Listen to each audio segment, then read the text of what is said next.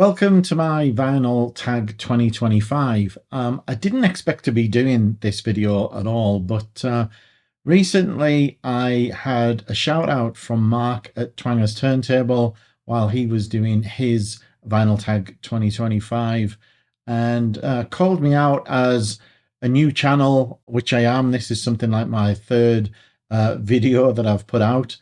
And I was lucky enough that Mark stumbled across my channel, left some great comments, and has given me a shout out as well. And I've been since then looking at lots of Mark's content, and I'm really, interested in everything he's been putting out, and he's right in my wheelhouse in terms of musical style, etc.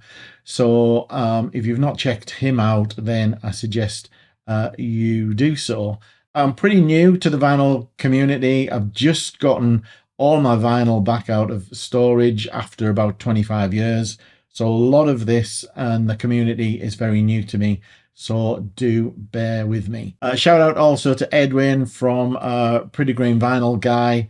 And I understand he's come up with these particular questions, and I'm going to do my best to answer them. But the first one up is the best purchase of 2024, new or old. And I'm going to have to do something of a cop-out on this because, as I said, I've literally at the back end of 2024, literally in December, gotten all of my vinyl out of storage and gotten it back into this room, which I've turned into a music room. And so my purchase for 2024 was actually a new turntable so that I could play all of the collection that I'd amassed. So I guess what I'm going to say for my best purchase is getting my collection back out of storage. Now, on to one I can answer. 50 years later, the best album from 1974. And that, for me, is going to be Burn by Deep Purple. There were quite a few choices I could have made. I've chosen Purple because I think the songs on here really stand the test of time. I see, lots of covers of these songs, Burn being the obvious classic from this. Might Just Take Your Life, Lay Down, Stay Down, Sail Away, Mistreated, absolute standards in the classic rock world, covered, as I said, by lots of bands and lots of the offshoots from the Purple family, which is another reason for me mentioning Purple, is that, they've created so many great bands as spin-offs from themselves. Deep Purple, Burn, for the best album for 1974. Now, next up, we've got an album that defines a genre. And for me, that is going to be Genesis, Selling England by the Pound. Now, I think there's lots of debate about Genesis's best album or the best entry point. And a lot of people talk about Lamb Lies Down on Broadway as being a classic, and it is. But this is the one that really broke Genesis for me, really got me into them. Some fantastic stuff on here. Especially for me, the Battle of Epping Forest is got all of the British eccentricities about it, and the lyrics from Peter Gabriel and the way he delivers the lyrics are just amazing for me. But of course, there's other classics like Dancing Out in the Moonlight, A Moonlit Night, I Know What I Like, Firth of Forth, etc. Just a great prog album. So this really defines prog, and that's going to be my pick for a genre-defining album. Now, next up for me is an album that I think you could say defines a genre as well, but I've chosen this band in answer to the best band from my home country. Now, I've answered this in a way that is not necessarily my favourite band from the country. Of course, I'm in the UK. But I've chosen Black Sabbath because I think without Black Sabbath, we don't have a lot of the hard and heavy rock, heavy metal that comes later on. And these being the grandfathers, the originators, the founders of rock and metal, at least in the heavy side of things. So I've chosen the debut album from them. Unfortunately, I don't have a Vertigo Swirl copy, which would be nice. But Black Sabbath would be my choice for best band from the UK. Now, there's a connection to the next question with Black Sabbath, and that is an artist that you miss dearly. And for me, that's got to be Ronnie James Dio. We've got him here as part of Elf in the Carolina County Ball album, which is where it all started for Ronnie. Of course, we could talk about Black Sabbath again. We could talk about Dio. We could talk about some of the things that he did, the Butterfly Ball, the Stars single that he put together. Just an incredible guy, and a really nice guy as well, I think is important to say. There's so many times when they say, you know, don't meet your rock stars, and I can't say that I met Ronnie James Dio, but I've never heard anybody really say much of a bad word against him.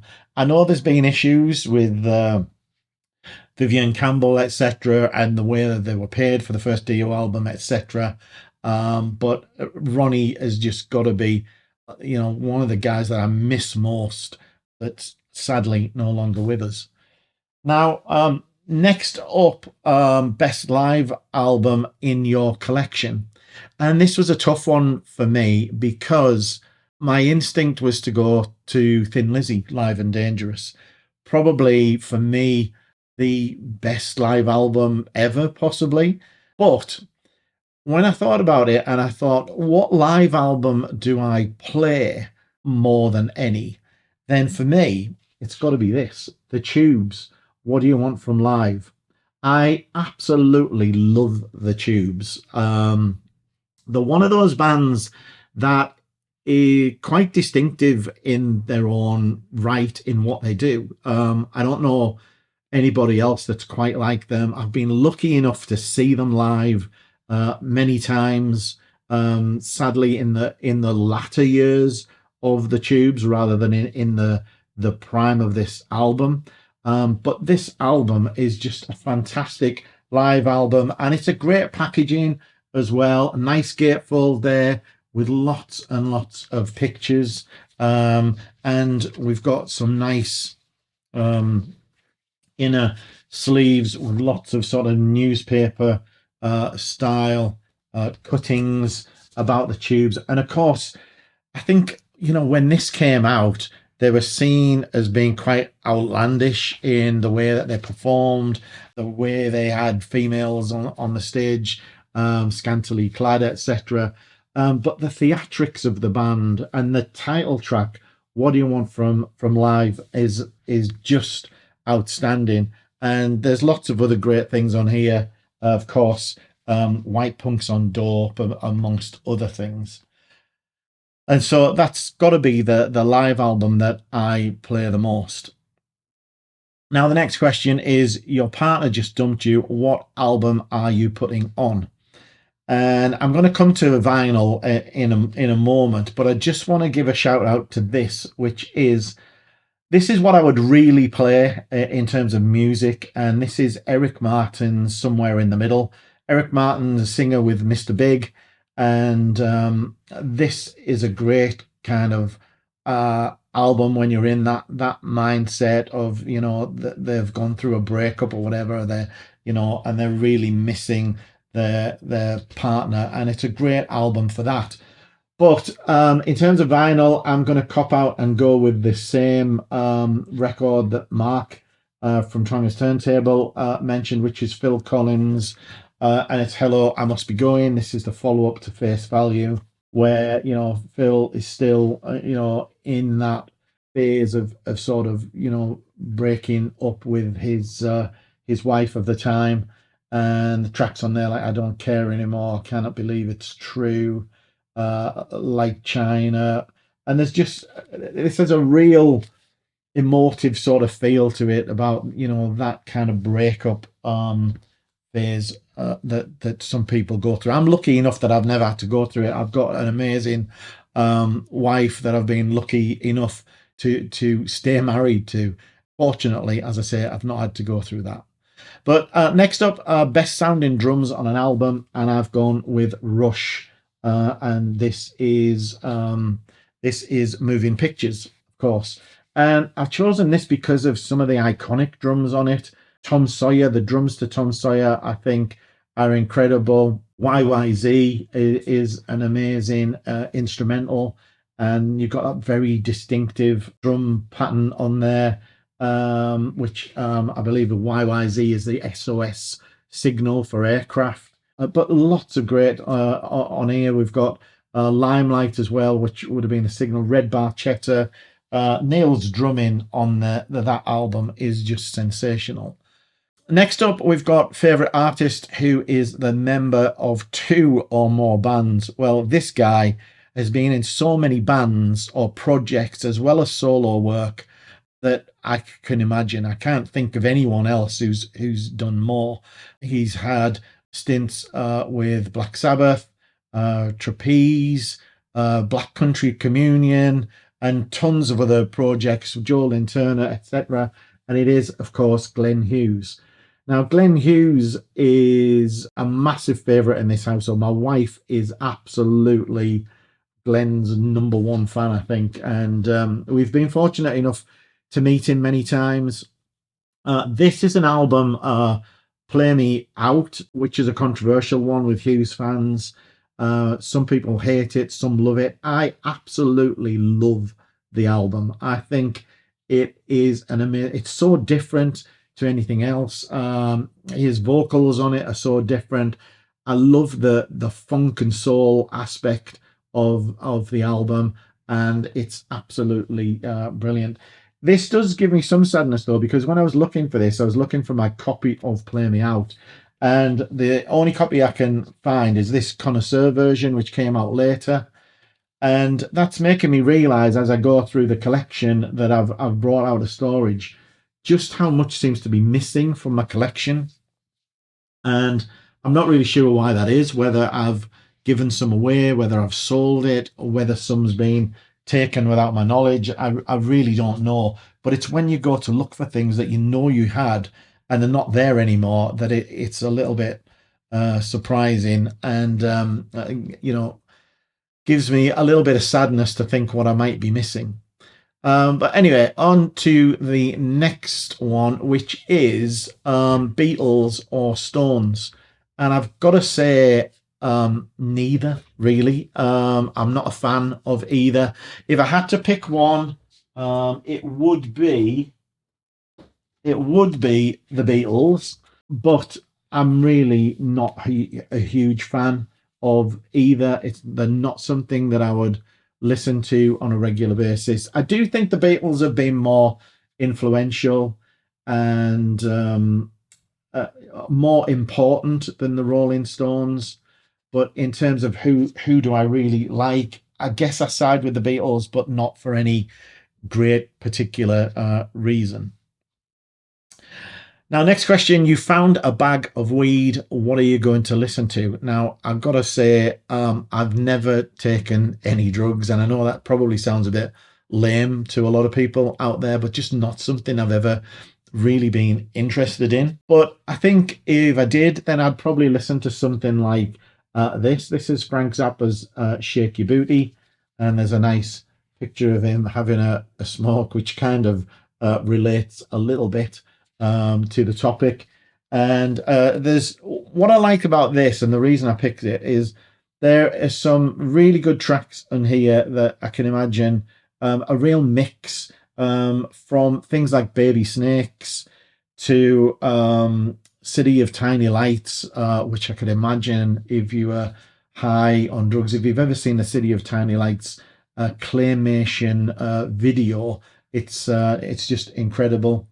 And then there is lots of instrumentals, and then there's the kind of pop sort of things like Jewish Princess, Dancing Fool. This is an absolutely stellar album. And yeah, I think that would be one to go to. Now, an album from the 80s you still listen to. I've got to say, I listen to tons of things from the 80s still. Although I think of myself as being quite progressive in terms of, not being stuck in an era.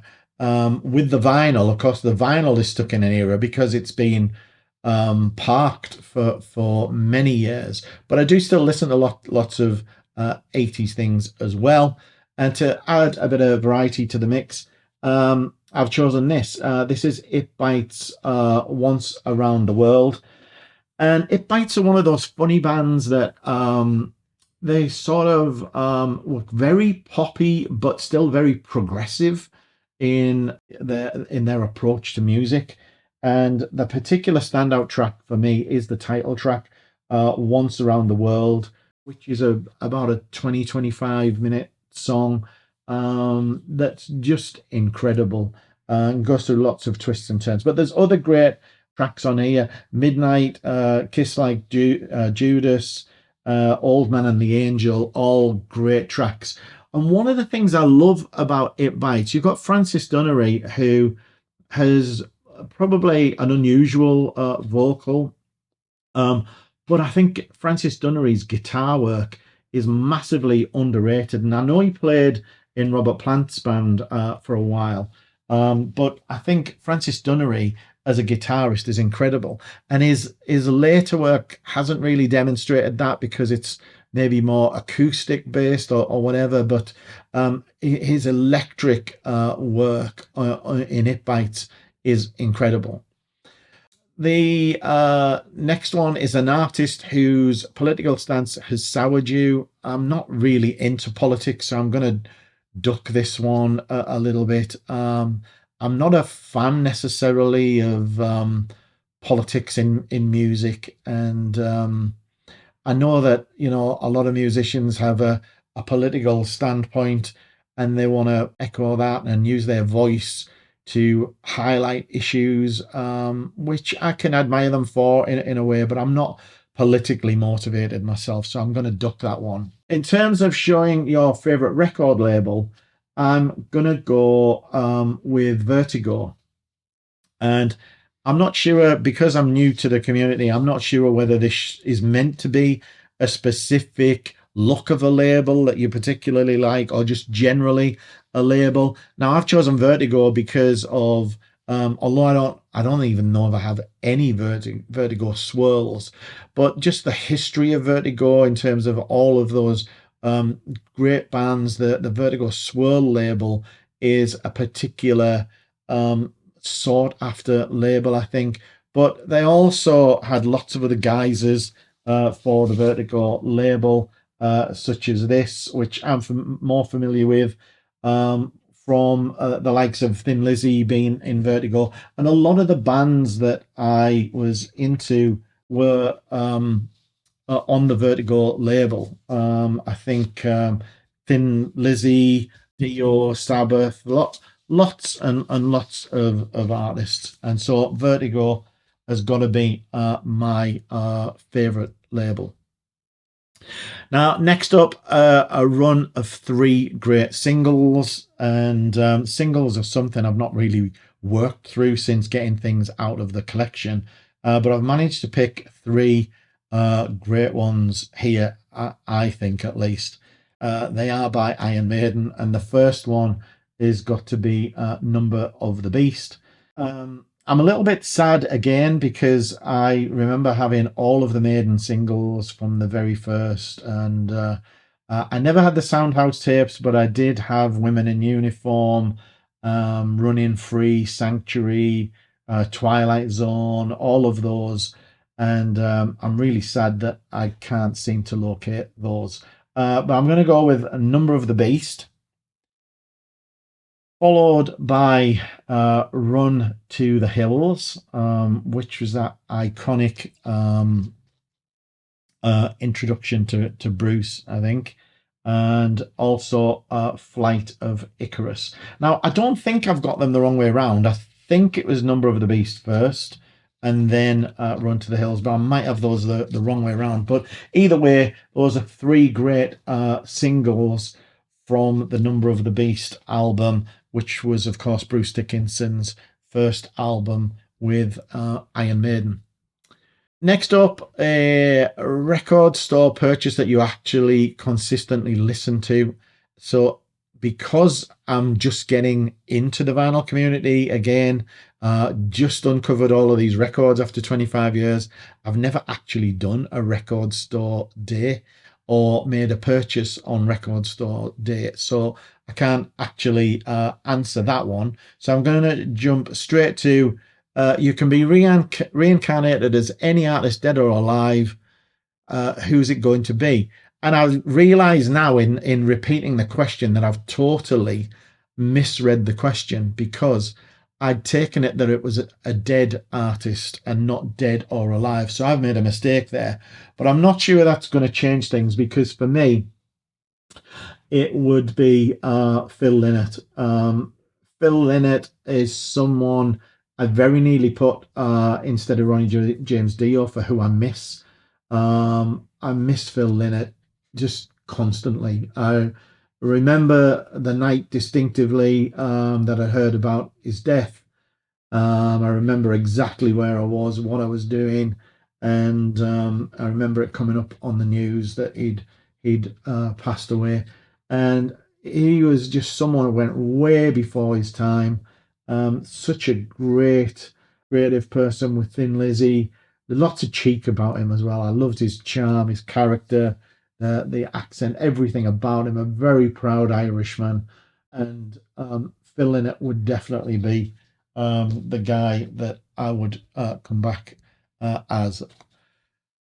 Next up, three lines in a song, and I struggled a bit with this, to be honest with you, and so I've gone for something a little bit wacky, and this is from the Tubes again, and this is from their Outside Inside album, and I went for the wacky Wild Women of Wongo, and it says, from the foggy woggy banks of the Limpopo River, there come sounds of female ecstasy, I shiver. Wet and wanton, their cries caressed by swollen ears with building fears of this forsaken land of years. So I think it's just an insane song about a tribe of women in the Limpopo River, if that even exists. I just think they're just some crazy lyrics, so I just thought I'd put those out there. Now, the next question is an album that you never tire of, and this could have been, again, for the question about the 80s, and this is a band I absolutely adore. They only ever made one album. They're classed as a new wave of British heavy metal band, but they're really not. They've been around since the late 60s, even though they only ever produced one album, and that is Limelight by Limelight.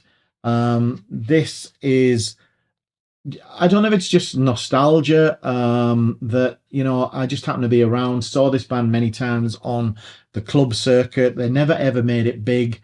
The biggest they got was supporting Saxon on a UK-wide tour.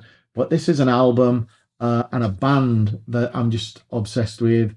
I've got this album on CD, on vinyl. I've got the singles that they had. They only ever had two official singles out, although they did have two other singles under other names, which I've also got. I keep a dossier on them. I'm literally obsessed with them. Well, then we're on to the final question.